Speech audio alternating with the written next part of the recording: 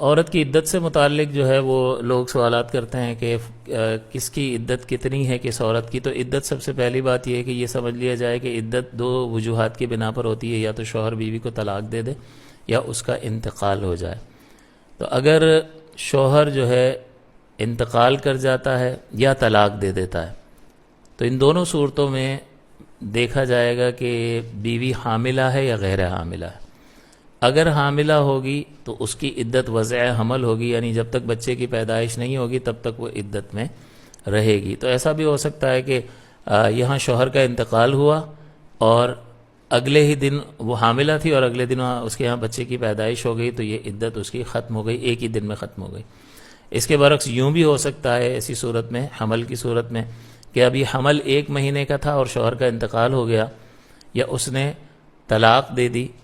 تو ایسی صورت میں جب تک بچے کی پیدائش نہیں ہوگی، یعنی 8 مہینے کے بعد اگر بالفرض بچے کی پیدائش ہوتی ہے تو یہ عورت 8 ماہ تک عدت میں رہے گی. تو سب سے پہلی بات کہ چاہے طلاق دے دے یا شوہر کا انتقال ہو جائے، دونوں صورتوں میں اگر عورت حاملہ ہے تو طلاق کی اور شوہر کی وفات کی عدت جو ہے وہ وضع حمل ہے، یعنی بچے کی پیدائش تک. دوسری صورت اگر حاملہ نہیں ہے تو پھر شوہر کے انتقال کی صورت میں علیحدہ عدت ہے اور طلاق کی عدت علیحدہ ہے. تو اگر وہ حاملہ نہیں ہے تو شوہر کے انتقال کی صورت میں 4 ماہ 10 دن کی عدت ہوتی ہے. اب اس میں 4 ماہ 10 دن کا حساب کس طرح سے کیا جائے تو اس کی تفصیل یہ ہے کہ اگر شوہر کا انتقال 1 تاریخ کا ہوا ہے، 1 تاریخ کو فرض کر رہے ہوا ہے، تو پھر وہ جس مہینے میں انتقال ہوا وہ پورا مہینہ شمار ہوگا، چاہے 30 کا ہو یا 29 کا ہو. اس میں دنوں کا حساب نہیں ہوگا، وہ مہینہ پورا کاؤنٹ ہو گیا. تو اس طرح جیسے ہی 4 ماہ اور 10 دن پورے ہوں گے تو اس کی عدت مکمل ہو جائے گی. لیکن اگر ایسا ہوا کہ 1 تاریخ کو انتقال نہیں ہوا بلکہ آگے کسی تاریخ میں انتقال ہوا، 5 کو ہوا، 8 کو ہوا، 15 کو ہوا، تو اب ایسا ہوگا کہ پہلے مہینے کے 15 دن گزر چکے، ایک پہلا جو مہینہ گزرے گا اس میں 15 دن اس مہینے کے ملیں اور 15 دن اگلے مہینے کے ملیں. اور پہلا جس میں انتقال ہوا اس میں 29 کا چاند تھا، وہ مہینہ 29 کا تھا اور اگلا 30 کا. تو اب اس کو جو پہلا مہینہ ملا ہے وہ دونوں میں سے ملا ہے، تو آگے بھی اس کا اسی طرح سے چلے گا کہ دونوں مہینوں سے حصہ ملے گا.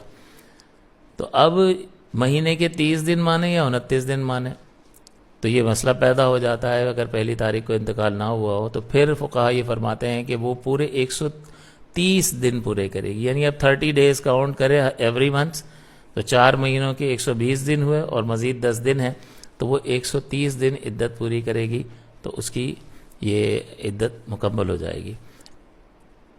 دوسری جو صورت تھی کہ اگر وہ حاملہ نہیں ہے اور شوہر نے طلاق دے دی ہو تو پھر یہ دیکھیں گے کہ یہ ذوات الحیض میں سے ہے یا نہیں ہے، یعنی ان کو حیض آتا ہے یا نہیں آتا. اگر ان کو حیض آتا ہے تو ان کی عدت 3 حیض ہوگی کامل، اور اگر حیض نہیں آتا ہے، اس کی 2 صورتیں ہو سکتی ہیں کہ بیوی نابالغہ ہے اور اس کو شوہر نے طلاق دے دی تو اب اس کو حیض تو نہیں آتا تو اس کی عدت 3 مہینے ہوگی. یوں ہی وہ آئسہ ہو گئی ہے، یعنی اپنی ایک 55 سال کی جب عمر ہو جاتی ہے عورت کی تو حیض آنا بند ہو جاتا ہے، تو آئسہ کہتے ہیں اس کو.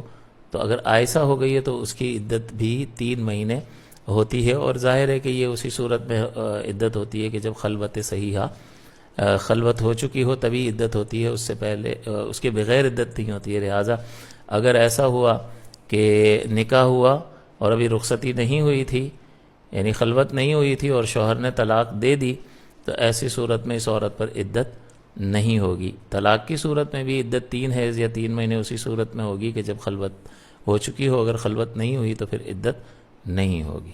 ایک اور سوال اس ضمن میں یہ بھی ذہن میں آتا ہے کہ شوہر کے انتقال کی صورت میں چاہے خلوت ہوئی ہو یا نہ ہوئی ہو، ازدواجی تعلق قائم ہوا ہو یا نہ ہوا ہو، یہ عدت جو ہے شوہر